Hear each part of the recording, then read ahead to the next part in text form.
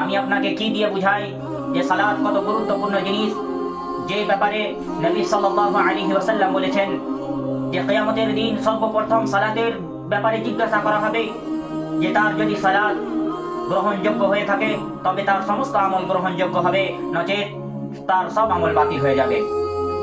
আমি দুনিয়াতে এসে অনেক কিছু করলাম, গাড়ি করলাম, বাড়ি করলাম, নিজের ছেলে মেয়েকে লেখাপড়া করিয়ে মাস্টার করালাম, ইঞ্জিনিয়ার করালাম, কিন্তু আল্লাহ কি আমাদেরকে এই জিনিসটা জিজ্ঞাসা করবে যে তুমি দুনিয়াতে তোমার ছেলেকে তোমার মেয়েকে ইঞ্জিনিয়ার করে এসেছো কিনা?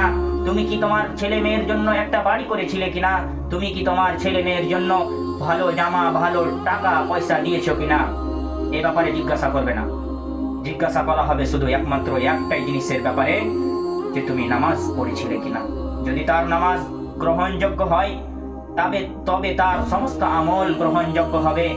যদি তার নামাজই ঠিক না হয়, যদি তার সালাতই ঠিক না হয়, তবে তার সমস্ত আমল বাতিল হয়ে যাবে। তারপরেও মানুষ জানাজায় গিয়ে জমিনের ব্যাপারে, বাড়ি গাড়ির ব্যাপারে আলোচনা করছে।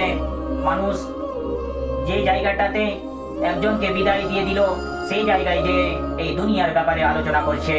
তারা একটুও ভাবে না যে যে ব্যক্তিটাকে আমরা রেখে আসলাম তার কি হবে, আমাকেও তো সেই জায়গায় যেতে হবে, এটা বলে কেউ ভাবে না।